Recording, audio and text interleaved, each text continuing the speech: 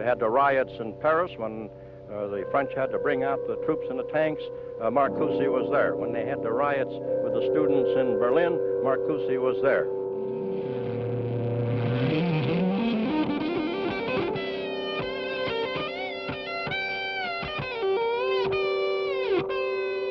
They are convinced that he has to convey some of his ideas and thoughts directly to the students, and in this lies the danger of Marcuse to the University of California.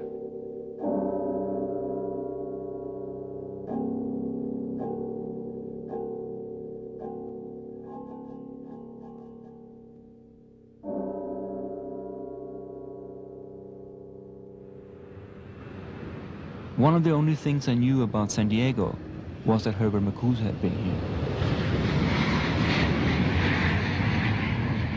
I came to California in 1992, a foreigner like Marcuse. I had heard about Marcuse back in Denmark. There was a picture of him in my contemporary philosophy book. I would often return to this photo. The text said, in connection with the student uprisings, Marcuse was focused on by the press, and for the rest of his life, he was a philosophical media event. He just threw a tear gas grenade. Today, philosophy is seldom a media event. Could San Diego tell me something about Marcuse? Marcuse came to the city in the 1960s to teach philosophy at a famous institution called the University of California.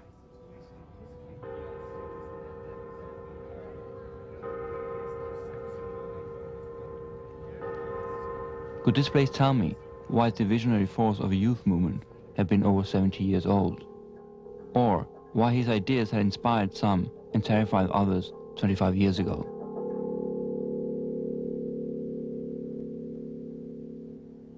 Herbert Marcuse taught me that it was possible to be an academic and an activist, a scholar and a revolutionary. Looking at this student of Marcuse's at age 24 brought me back to 1968, about 10 years after the emergence of the civil rights movement and several years into US military involvement in Vietnam. Angela Davis is known as a defender of civil rights, a Black Panther, and a radical college professor. Herbert Marcuse was committed to implementing his ideas in practice, or engaging in immediate political activism and speaking at rallies. Of course, in 1968 in France with the great student uprisings, there Marcuse's name was invoked and he spoke. Students were demonstrating outside at the university for the liberation of their comrades who'd been arrested in an earlier demonstration. Tear gas was flying. Marcuse arrived at the conference hall and was suddenly surrounded by reporters. He was really sort of upset by this. He didn't like being trailed by video cameras down the aisle of the auditorium. And of course, what this was all about was a newspaper stories that had been published in the preceding weeks saying that Marcuse was the thinker who had inspired the student revolt that was going on outside. Andrew Feenberg was another philosophy student of Marcuse's and was in Paris when the demonstration sparked off a national strike by 10 million. The workers locked out both the union and the management and joined the students. And according to the newspapers, the demonstration started with a book. One-Dimensional Man provided a theoretical base for not relying on the working class, but instead looking to marginal groups for leadership in the struggle, fulfilling the promise of a kind of subversion from the outer edges, from the margins, that might hope to someday to penetrate the core of the system. His writings about the frustrations of modern man in contemporary Western society have been especially popular in Europe. Professor Marcuse teaches philosophy at the San Diego campus of the University of California. Well, how is it, Professor, in this country of unprecedented prosperity that that there can emerge so powerful a force of discontent? I believe it is precisely because of the prosperity that you have such a tremendous spread of discontent. How instead of construction, destruction is practiced. What do you mean destructive uses? I don't... For example, the entire military establishment. Well, setting that aside. For example, planned obsolescence. For example, the production of innumerable brands and gadgets who are, in the last analysis, all the same. It is much more the pressure of a standardized conformist and, in the view of the students, utterly corrupt and hypocritical society. And they experience that immediately enough in order to revolt.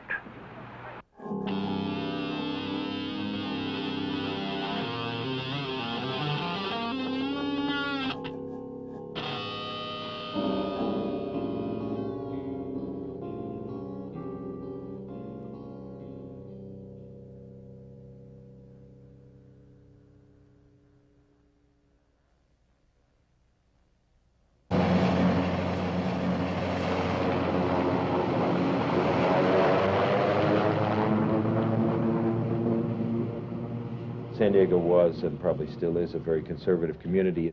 The university was therefore, in that sense, extraterritorial. That is, it's as though we were an embassy from some other planet. We functioned up here in ways that would have been astonishing to the people down in this community. But for the most part, they didn't know anything about that. They didn't know what we were doing. We didn't particularly have to pay attention to them. Now, what happened in the Herbert situation was that one fine day, Herbert participated in New York in a radical discussion with a number of otherwise well-known people, among whom was H. Rap Brown, who was then one of the leaders of the black movement, and whose immortal sentence, you may remember, it is that violence is as American as apple pie. And the people in the area heard that Herbert Marcuse, sitting there on the platform with H. Rap Brown, was a professor at UCSD. They'd never heard of him before. They didn't know who he was or have the slightest idea of what he stood for, but that catalyzed a lot of feeling. Earlier this week, a group of 1,000 outraged citizens took out an ad in a local newspaper demanding that McGill's inauguration be called off. They also demanded that philosophy professor Herbert Marcuse be fired. Well, Marcuse didn't attend today's ceremonies, and McGill is now officially the chancellor, and the campus is quiet. We were set down in a community that first had no experience with the convulsions that periodically take place at a university, and that was deeply militarily conservative. And what I was seeing in San Diego was that kind of simplistic hostility to students and the identification of everyone who might, say, oppose the war in Vietnam or who might advocate civil rights, the identification of such people as revolutionary communists. It's ridiculous. Recently, wherever they had a riot in Europe, they had the riots in Rome, and Marcuse showed up. They had the riots in Paris when the French had to bring out the troops in the tanks. Marcuse was there. When they had the riots with the students in Berlin, Marcuse was there. They said interesting things. They said, for example, it's not the influence of his books, they're incomprehensible. It is, in fact, his value as a role model. Students, undergraduates see this leftist. He's a very attractive figure. They're tempted by that. We must get rid of this person. It seems to be that wherever the radicals in this new left, so-called new left, appear, Marcuse somewhere is in the background. We are convinced that he has to convey some of his ideas and thoughts directly to the students, and in this lies the danger of Marcuse to the University of California. For our government during the war in Vietnam? The American Legion was very powerful here in San Diego. It set itself up as the arbiter of the morality of the rest of the citizenry. During the McCarthy era, it had managed to exercise great power at other schools, at San Diego State, for example, and to get faculty people dismissed. And I suddenly realized that I was in conflict with the American Legion over Herbert Marcuse when they wrote me a letter. The Legion proposes to offer $20,000 to buy up Professor Marcuse's contract. You don't buy up a professor's contract. You can't even do this with a professional football player, and a university is a far more responsible place in our society. The letter that offered to do this came to me personally, but it also was, I read it in the newspapers before I got it, so that I could see what was up here. And it's perfectly evident to me that they were working hand in glove with the editor of the local newspaper here in San Diego Union, and that this was going to be a press campaign.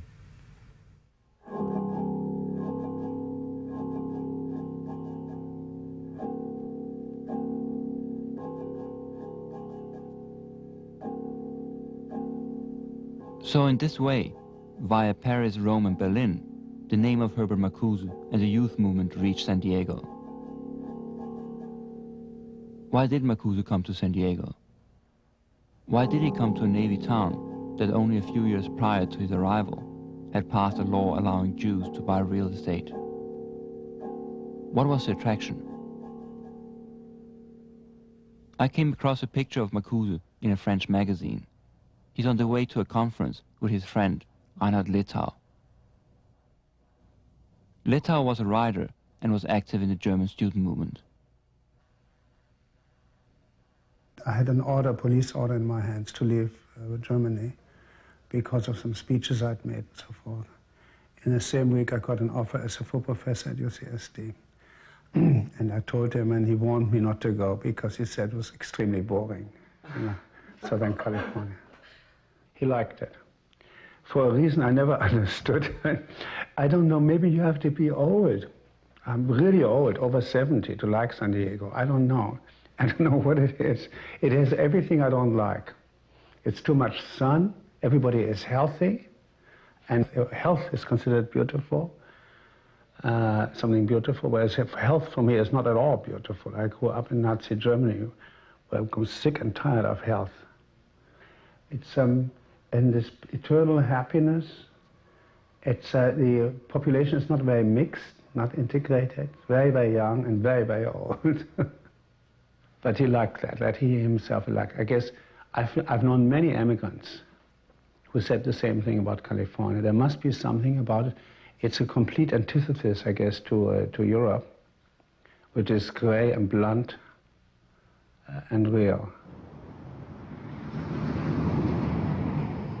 San Diego is a town where post-war prosperity was based on military industry. One of the fastest growing cities in the US, it was built on a desert and turned into gardens, golf courses and suburban condos. In the midst of this, I found Marcuse on the beach. He has his routine of walking all the time, so we knew that if we got up to the beach, we shall see him. But he wouldn't stop, he wouldn't like to talk, he came to walk, and that's what he came to do.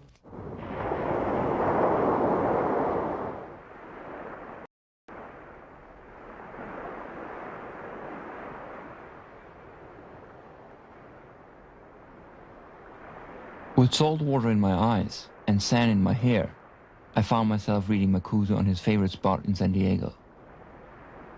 I was beginning to get it. Phrases from the banners in Paris '68 echoed Marcuse's demands for social change in an affluent society. All powers of imagination, love and revolution, honor the cobblestones, the beach. Marcuse's revolution in disgust of affluence was also a revolution for joy. How were these new demands made in Southern California? When we were demanding a college. We wanted a college. They were about to construct the third college. We said the name of this college is going to be Lumumba Zapata College. Oh, yes. And we developed a curriculum.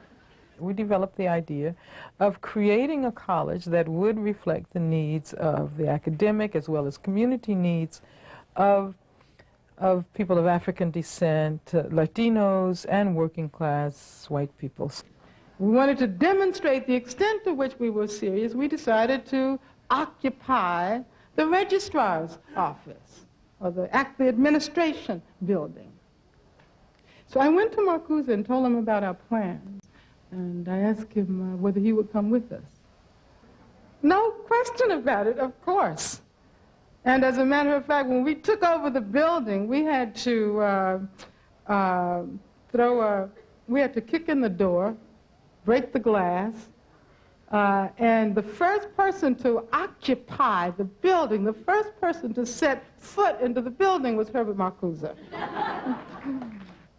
In the wake of yesterday evening's takeover of the Registrar's office, the Black Student Council and the Mexican-American Youth Association held a rally in the free speech area of the campus at noon today. They issued the following statement. The taking of the Registrar's office was the only course of action because the Academic Senate had not met the demands of the supporters of the Lumumba Zapata College. This afternoon, Dr. McGill held a news conference and he discussed last night's incident. Breaking into a building and smashing a door is a violation of university regulations and may indeed have been a violation of law. Generally speaking, it's wise not to put too much, to put a ring of force around a sit-in. Let it evolve. Frequently what happens is what happened there is that the students begin to argue among themselves as to what is the right course of action. And in that argument, you have the means to bring the matter to a close. It was not a serious problem. They even paid for the door that they broke. The students? Yes. The matter is not closed. Somebody's going to have to come forward and pay for that door. No, it was very mysterious. One day a letter arrived, and inside the letter was a money order for the amount on the bill. No signatories, no indication of who was paying it. And I figured that I wouldn't inquire, the matter was settled. And Marcuse paid for the door. Yeah, he went and I don't know, it must have, I don't know, $20, $50, whatever it was. So he paid for the door of the registrar's office. Okay. So he was there. The Blancos could tell me about Marcuse's encounter with what at that time was called the Third World. His cultural heritage, of course, in music, Beethoven, right? And Mozart and so forth. He didn't know anything about Latin American music, African music, and so on and so on. He quite couldn't understand the Third World, and that was my main concern. But always saying, but you can teach me, and I will hear you, and I will pay attention to what you tell me about it.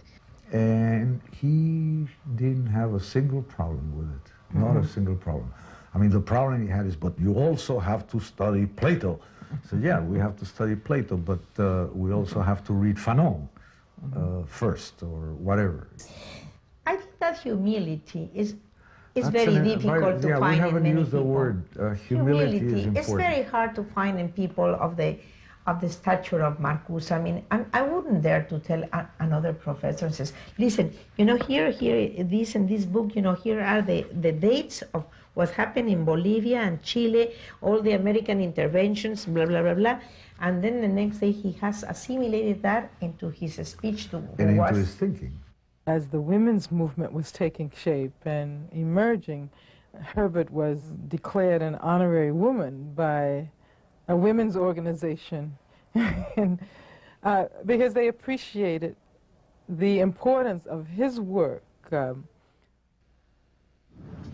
You went into an office like no office you'd ever seen in the philosophy department. He had at least 20 to 30 figurines of hippopotamuses. Pink hippopotamuses, green hippopotamuses, hippopotamuses with their mouths wide open, hippopotamus candy jars. And he loved hippopotamuses. He would speak of them as a bizarre animal.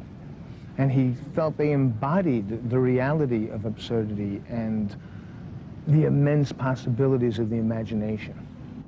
He seemed to be able to talk about pleasure in a way that made sense. We had all grown up in the 50s and in this very affluent but somewhat affectively impoverished world. In Eros and Civilization, he was very optimistic about the degree to which human beings could achieve a fuller, richer, more ecstatic sexual existence. Going back to May '68 in Paris, one of the slogans was "Demand the impossible." And for Marcuse, the hippopotamus was the living example of the impossible. And yet, the hippopotamus is crucial to the environment it's in. It becomes a link between the land and the river. And it would process massive quantities of food and be a conduit into the river. He would find the university functioning as a research lab for the Department of Defense to be far more offensive than the university functioning like a fat and absurd hippopotamus that would glean knowledge in one arena and then take that knowledge and spread it in another. We know the university spreads a lot. It would be nice if they spread knowledge.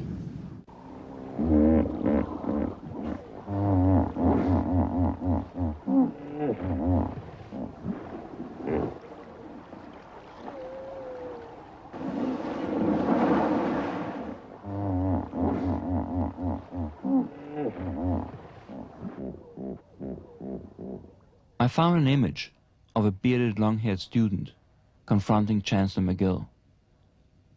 An image that turned into a person gazing through the windows of the philosophy department as if looking for a thought that had disappeared 30 years ago.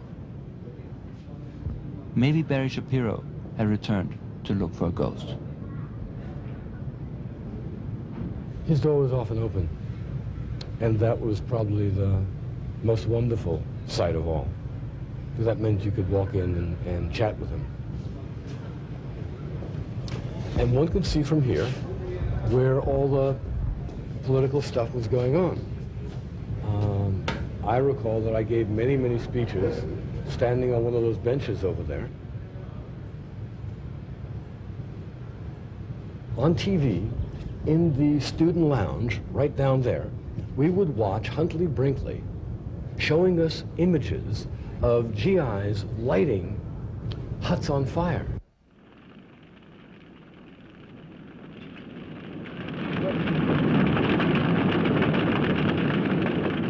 And we wanted to tell, did you watch TV last night? Did you see what we saw? Are we participating in this willingly? Who were these people that were driving from their homes? What is the strategic purpose of this? Research to support the war machine was going on for killing and harming people in our name. And people in conscience. Letow, certainly a man of conscience, supported the putting one's body on the line, of throwing one's body on the wheels, of stopping the machine. When you have the misfortune of having been born in Germany, it was a nightmare for me to come to America and see them do what I would consider similar things. And there was a couple of Marine officers trying to recruit some of our students, or I'll put it this way, some of my students to become officers and shoot Vietnamese. So in passing, I lifted a book and hit one of the officers over the head, and he jumped back, really startled. And it was not too hurt, it was more like tapped. At any rate, I gave my usual anti-pacifist speech, and I was not allowed to teach after that, and I lost my salary for a month, and there were hearings and so forth, and I had several of these things happening to me. Did you know that blocking access to the Marine recruiter was a violation of university rules? I was aware that, technically speaking, it was a violation of university rules, but I feel it was a violation of a violation. Namely, I feel we violated a rule which itself violates the integrity of the university. Could you elaborate on that? I feel that the war in Vietnam is an illegal war, and that it has not been declared a war, and that I feel there should be no military or any recruiting whatsoever on this campus. And in order to make this point, I felt there should be a test. Wait a minute! We know what the Marines do throughout the world! We know what they're doing throughout the world! Free speech! Should we give them the right? Okay. many people want the Marine recruiter to talk? Yeah. How many don't? Where is the Marine recruiter?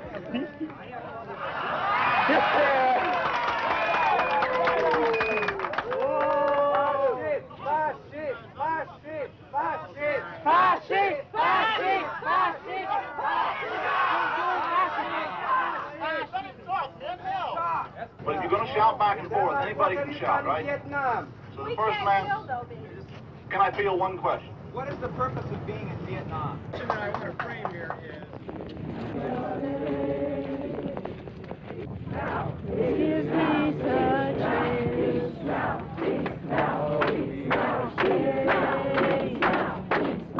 Give me such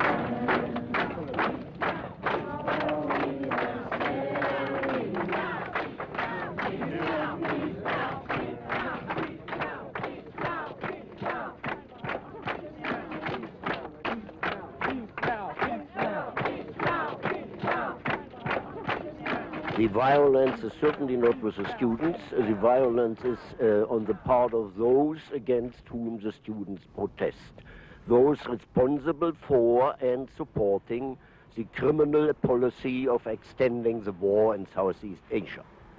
Nevertheless, isn't this a disruptive activity which harms the university? If this disruptive activity contributes at least a little in stopping the insanity, I think it is more than justified.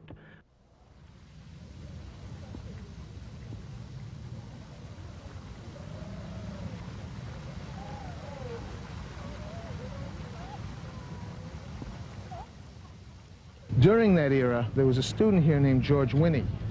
And George Winnie was very upset about the war in Vietnam, distraught even. Much like the Buddhist monks in Vietnam, he lit himself on fire right here in this area. He doused himself with gasoline, struck a match, and went up in a burst of flame. In the name of God, end the war, wrote George Winnie on his suicide note. Was it individual protests like this that made people afraid of Marcuse and the New Left? Or maybe it was this. Images from the very spot where Winnie had immolated himself. These people causing this insurrection in our society today will bring on the very thing they say they are opposing. We will not have a free society. We will not have an open society. We will have a repressive, authoritarian society, and this is what they're after. And this is Dr. Marcuse's whole theory, that an elite few should govern the ignorant majority. And this is Hitlerism by any name you call it, or Stalinism by what other name you call it. Were the elite few governing the ignorant majority, as the World War II hero, former admiral and member of the American Legion had said? Or were the events the outcome of spontaneous collective activity? A generation of students imagining a community that could bridge nations, gender and races were pouring into the streets. Today, it's hard to imagine. Nowadays, the free speech area on campus is half the size and hardly ever fills to half its amount.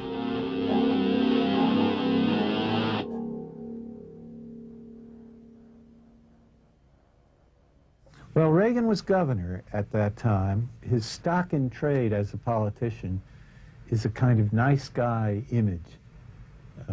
You'd love to have him as your next door neighbor because he's friendly and decent. But in fact, as a real person rather than a political image, he was a rather mean, uncompassionate, very hard-bitten person. What struck me as I got to know him a little bit was that he had absolutely no understanding of any of these ideological concerns and no sympathy at all with the idealism of students. Marcuse was almost the antithesis of Ronald Reagan in his openness, in his sense of playfulness. Ronald Reagan's idea for the university was actually published in a very large document called The Rationalization of Education. And for Marcuse, this would be the exact opposite of the purpose of a university, and his every act was in opposition to rationalizing. He was into imagining. He was into pushing possibilities. Over 100 people have been shot down. 100 people that I'm sure the record will show. Gas, lethal gas, that has been classified, as far as I know, is being used. Once the dogs of war are unleashed, you must expect that things will happen and people being human will make mistakes on both sides. But this violence... We're here because people are being shot and killed today in Berkeley. He said to me at one point that he had all the experience he needed with communists in Hollywood during the 1940s, and he said the only thing they understand is force, so we'll give them force. Negotiate? What is to negotiate? What is... Don't you, wait a minute, on that issue, don't you simply explain to these students that the university has a piece of property that it bought for future construction of the campus and it was now going ahead with the plan? The people of what do you mean, negotiate? Governor Reagan, the time has passed when the university can just ride roughshod over the desires of the majority of its student body. Well, the university is a public institution. That's right. Important institution but the university... for all of its own community and for the community of Berkeley that live around it. All of it began the first time some of you who know better and are old enough to know better let young people think that they had the right to choose the laws they would obey as long as they were doing it in the name of social protest. I've seen some of the characterizations Reagan made of Marcuse, which were erroneous, which were demonic. And you hear him making slogans about what Marcuse stands for, his character, his nature, nothing about the fact that the man was respected internationally, was not a member of the Communist Party, was not a communist. He criticized communism. You have a very extreme professor, such as Marcuse, poisoning, literally poisoning, a lot of young minds with what I would consider to be some of the most irresponsible drivel that I've ever read or heard.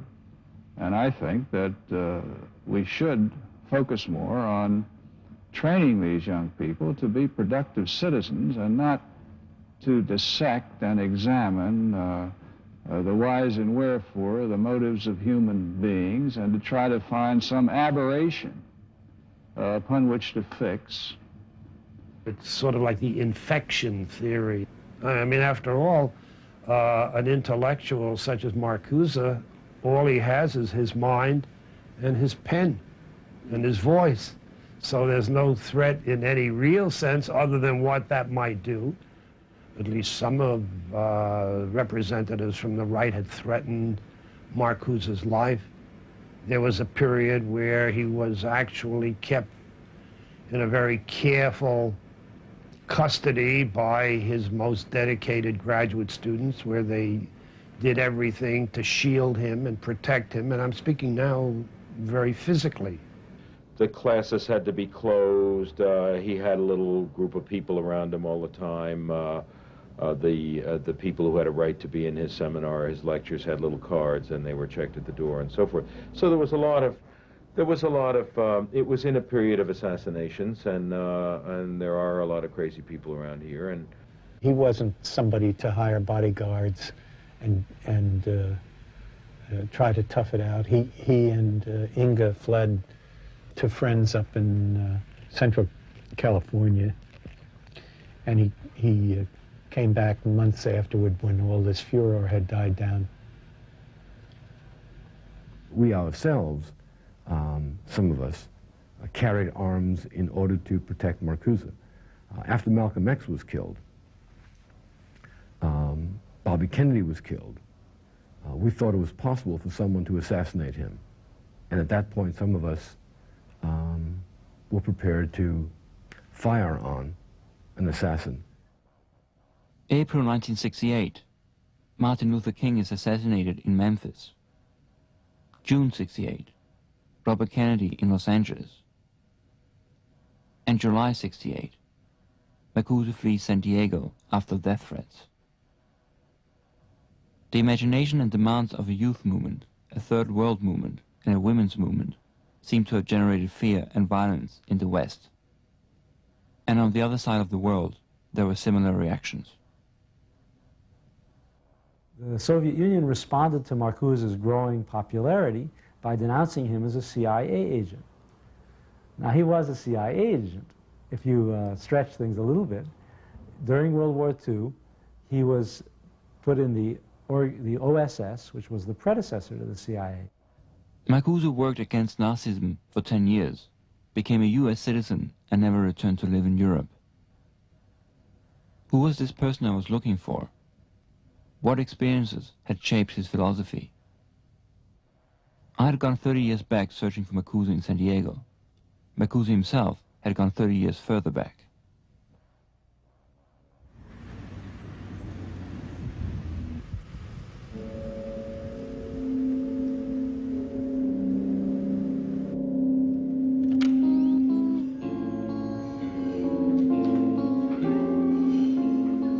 I searched the Marcuse archives in Frankfurt for answers to his origins, work and popularity in the student movement.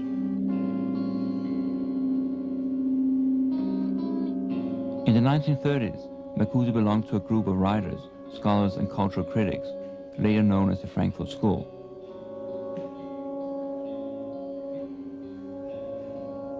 As Marxists, Jews and critics of fascism, Marcuse and the others went into exile when Hitler came to power in 1933.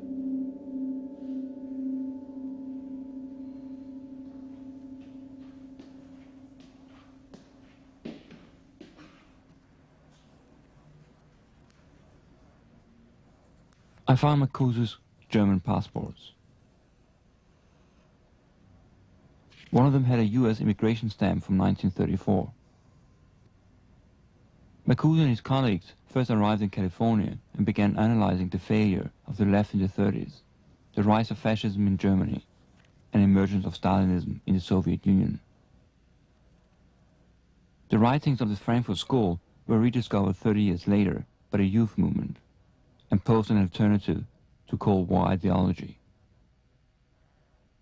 There was also a pile of letters from the 1960s addressed to Marcuse. Shut up, or we shall close your mouth, you devil who deprived the American youth, and now you will start to do the same in Europe. Come, come, we wait for you, teacher of communist anarchist. Sir, America doesn't need your doctrine. California had outstanding universities before your admittance to this country. My suggestion, why not get off the taxpayer's roll and go to some far-left school, or even back to Germany? In disgust. Hey, you worthless pig. I hope you are soon eliminated from this country, and I hope the world, you anarchist, atheist, murderer, getting paid by the people of California to propagate hate and bloodshed.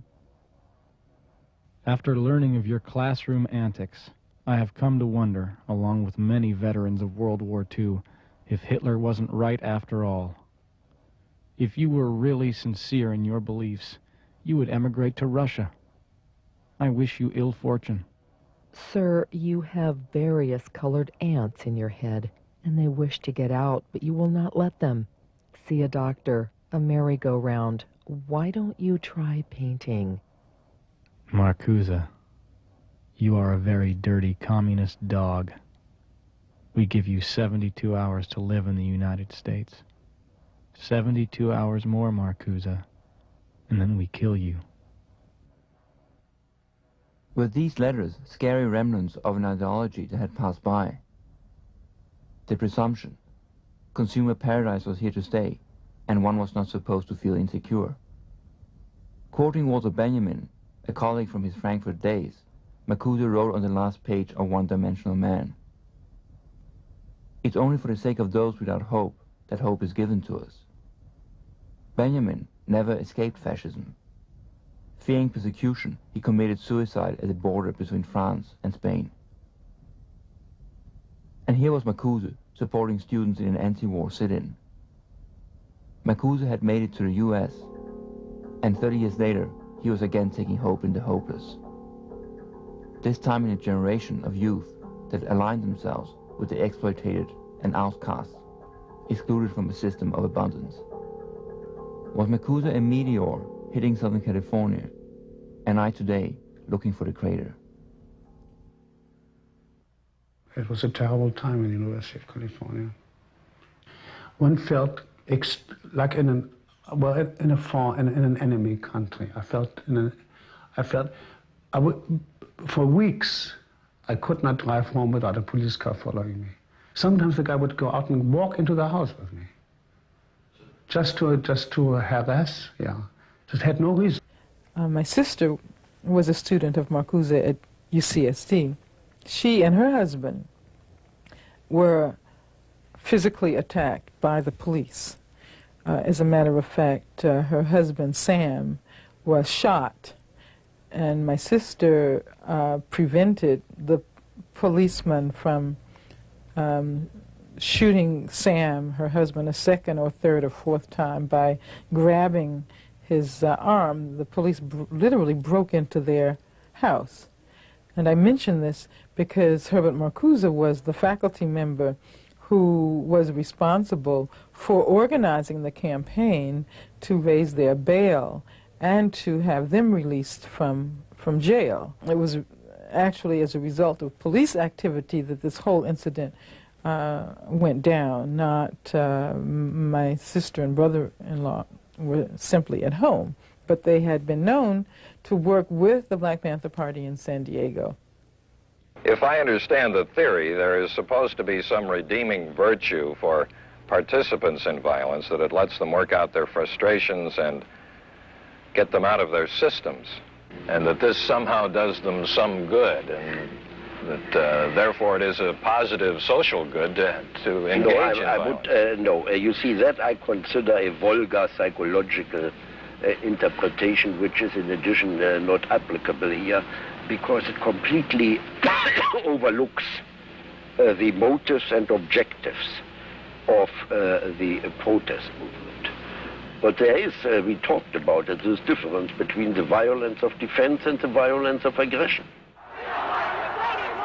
Even criticism of the war was difficult and often led to police suppression. So if demonstrators were attacked by the police and fought back, I think Marcuse did not feel that that was something that they had to be ashamed of or that you had to denounce. What you had to denounce was always the greater violence, and that was the violence of the state. We were opposing them, and they had the authority to, and the power to suppress us. And our puny gestures of taking over a registrar's office, of a sit-in, was called violence. Be real. I gather you are a bit ambivalent about the use of violence. What do you mean by ambivalent? That you have mixed feelings. You sometimes think it is good and other times think it's bad. I think that anyone who loves violence for the sake of violence is a fatally sick human being. Last week, 177 Americans were killed. South Vietnamese dead totaled 248, and enemy dead 1,478.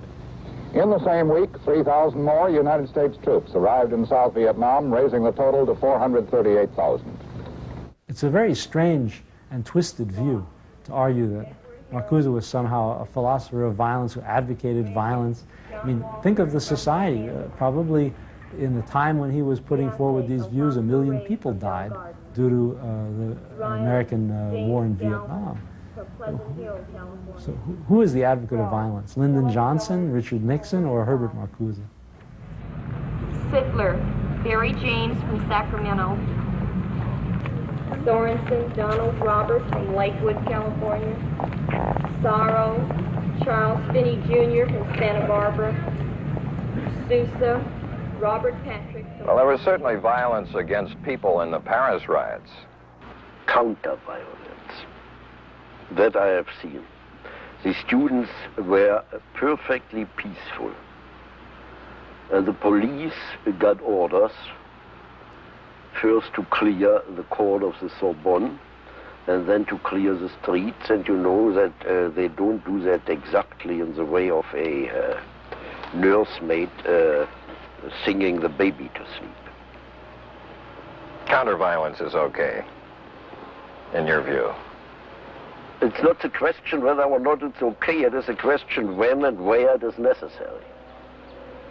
Necessary in order to keep alive yourself and what you stand for. Aha, I have it now. Sometimes it's You okay. don't have it because you will never get me, not because I'm afraid, but because I want to be honest. You will never get me to say that I advocate violence. If I would say so. I mean, in this respect, I'm by no means a coward. But I don't think I can take the responsibility for advocating violence. The necessity of keeping yourself and what you stand for alive. Could Marcuse forget the many who didn't say no during the 30s? Can we forget that Hitler gained power democratically? The paradox of freedom. Sometimes people freely choose to be unfree. And the questions of authority, civil disobedience, and violence merged again when Governor Reagan opposed the hiring of Black Panthers as guest lecturers at the University of California. The movie actor who was at that time governor of California came and the academic senate met, and there was a debate on what kind of a demonstration we're going to have, the faculty, and they did vote it would be silent. With absolute silence. So there was a mass of hundreds of students waiting there, and it made him very angry. It was a very successful. Since he was used to being yelled at by students, and indeed that was a very useful matter for him politically. Reagan's style as governor was to try to provoke these attacks. And if he could provoke an outburst, then people would say, see how they treat our governor.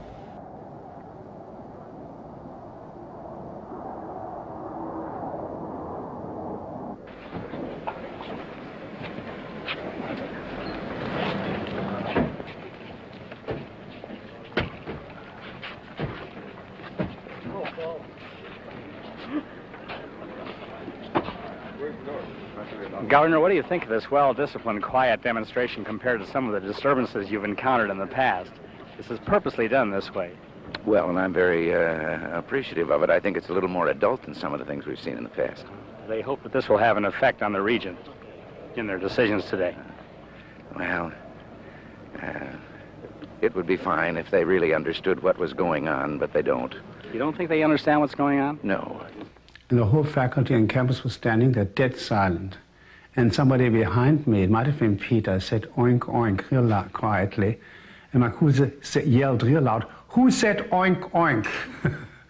That kind of thing I enjoyed very much. He was immensely ugly, Reagan. I said that to him as he passed me.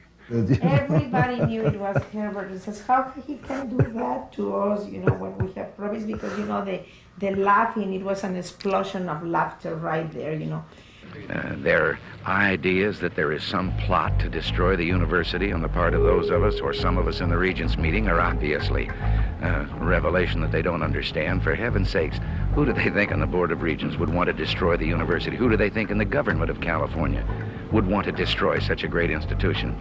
Someday, perhaps they'll understand that there are people trying to destroy this university, but I'm quite sure they're not to be found on the Regents or in the government, and more likely they're to be found among them on the campus.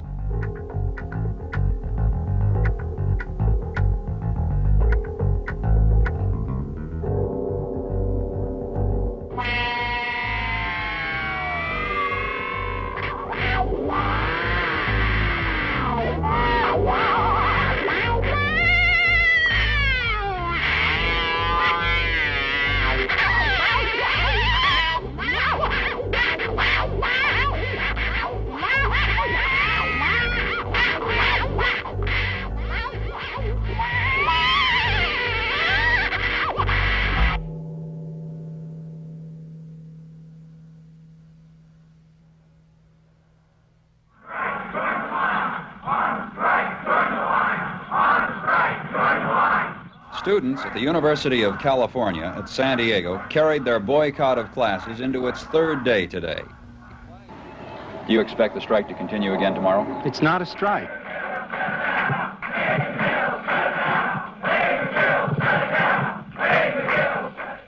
The students then paraded up to the chancellor's office, chanting, "McGill, close it down."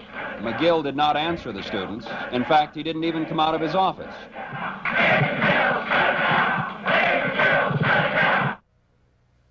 I realized that they were engaged in a kind of war, and that I was going to fight back. So I didn't have the slightest hesitation. Later on, I got out an injunction and had 24 students jailed for blockading my office. I'm not going to tolerate that kind of business. Hiding behind a notebook, stopping a news team from filming and covering the camera lens. The student movement had a complicated relationship to the media. "The whole world is watching," yelled protesters in triumph in 1968 as they made the news. But perhaps someone is watching too much. Still photographs and television tapes will permit identification of the remaining disruptors. Each of these will be referred to appropriate campus disciplinary agencies for a prompt hearing and for appropriate action. Murphy had them photographed. I wouldn't let the governor of California intrude on our independence and freedom of the faculty to operate this school as we saw fit, and I'll be damned if I'm going to let a group of students do it either.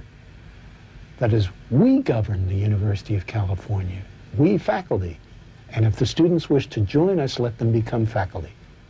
We had a picket line in front of this very questionable, oily character by the name of McGill. He was a chancellor, sort of an extremely opportunistic, not terribly intelligent, fat man. The hardening has diminished a little bit, but when I think back to how I felt at that time, I was just anxious to have it out. And if this SOB, I'm thinking of a significant faculty member, is going to participate in something like that and wear a bag over his head so he can't be identified, I'm going to put that SOB in jail if I can. That was the way I felt.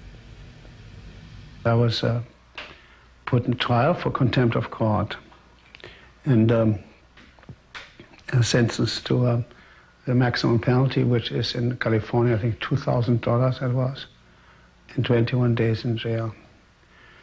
And that was, of course, one of the most central and most important experiences of my life.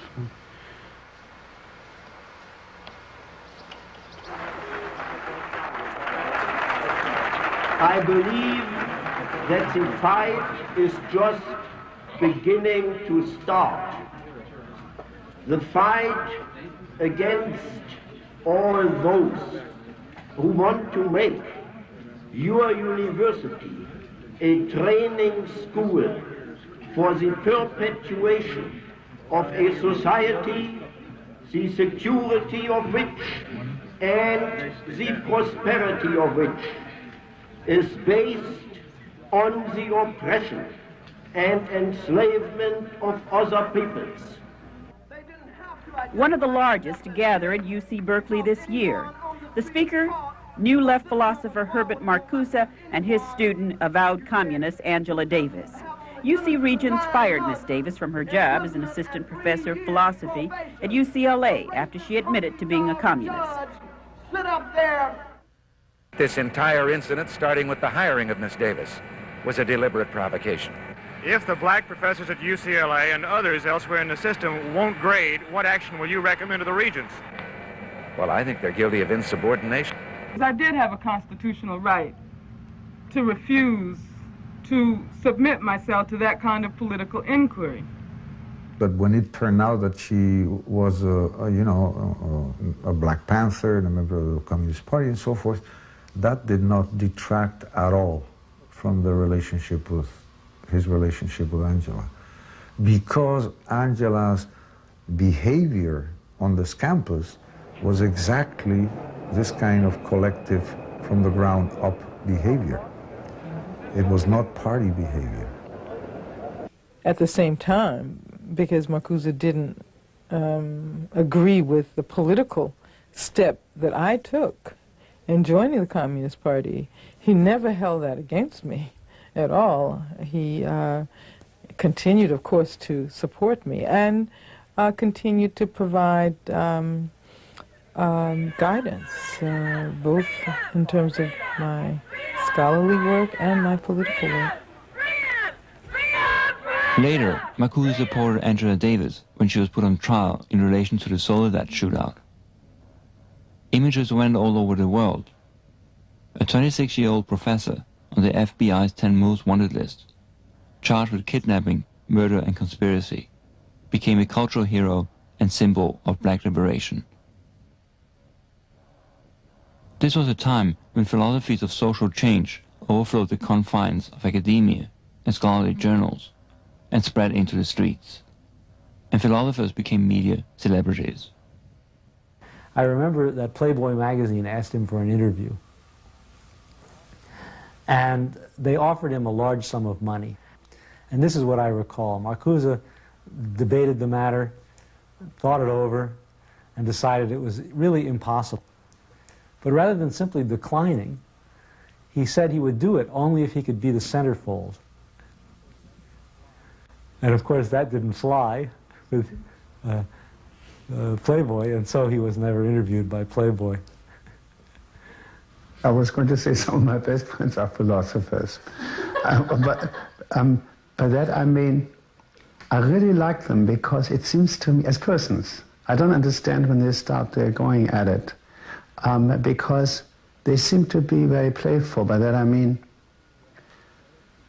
they have a quality that I cherish very much among people. It is the most wonderful quality in the world, and that is to take absolutely nothing for granted.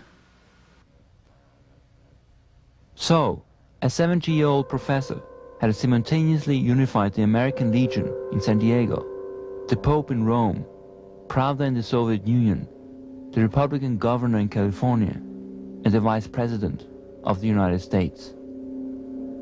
All of them feared and condemned this single figure for corrupting the mind and manners of the youth. Was Marcuse asking too many embarrassing questions about the Cold War?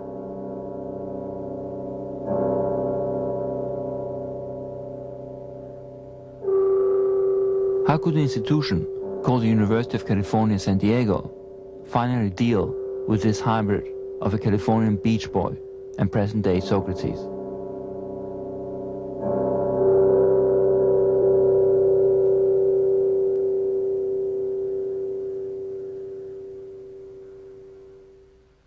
The University of California, San Diego today announced its intention to reappoint Dr. Herbert Marcuse as Professor of Philosophy for the academic year 1969-70. A very careful review of the academic merit of Dr. Marcuse's reappointment. The decision was that we had to get him retired. And we had to do it with dignity. That is, he had to be able to put down his appointment voluntarily at a certain age, but not under the threat of removal by the governor, and not in a way directed at him personally. Accordingly, we have decided to terminate all existing commitments to overage professors as of June 1970, and to replace these with a policy of expected retirement at a specified age.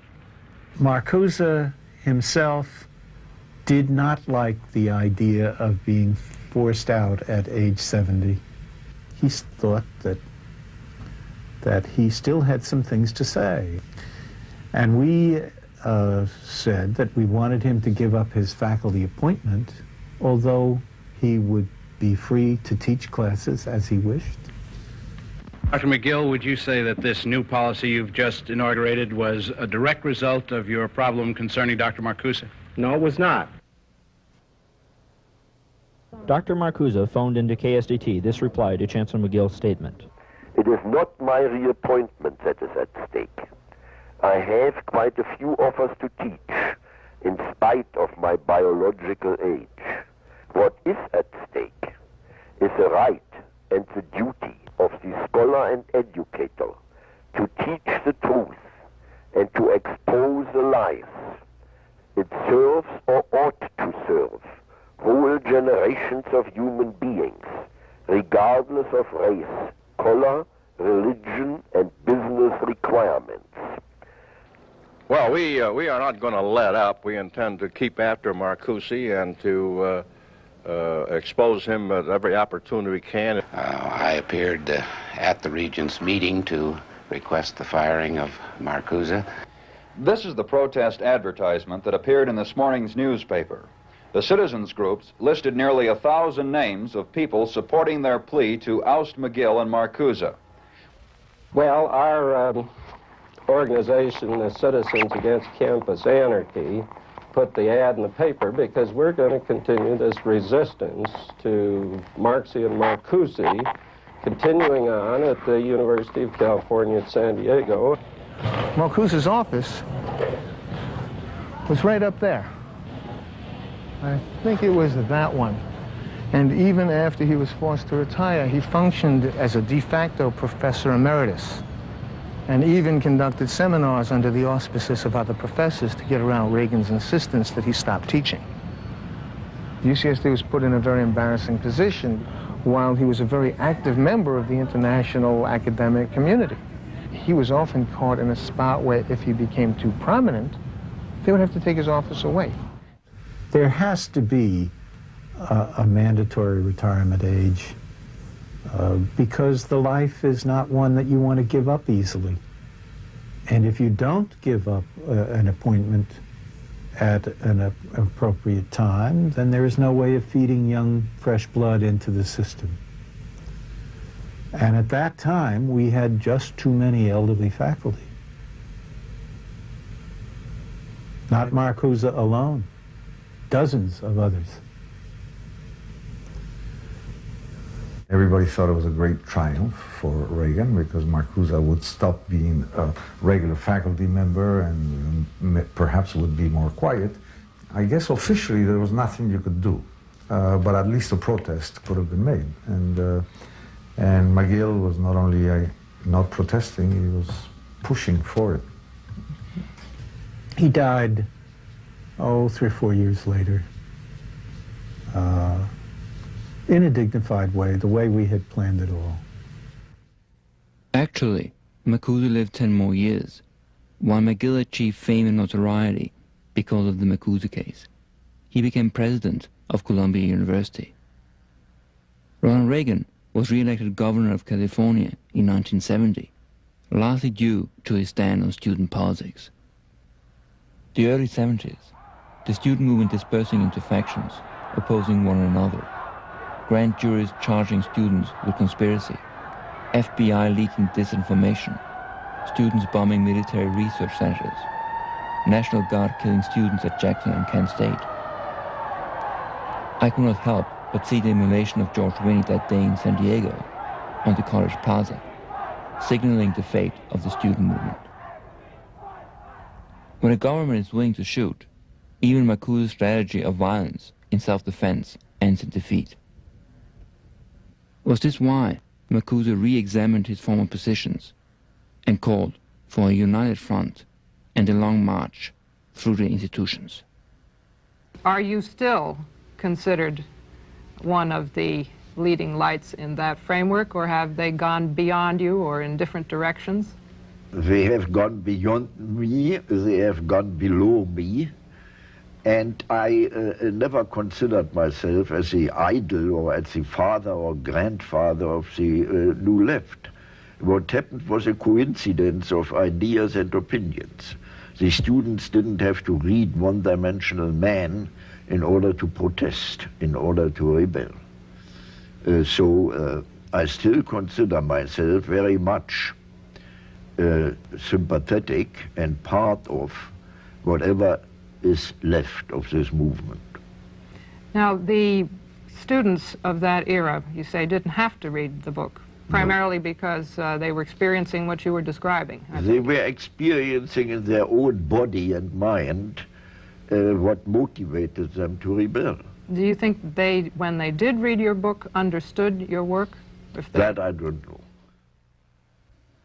1979. Marcuse died 3 months later, missing Reagan's election to the presidency. He missed the 80s.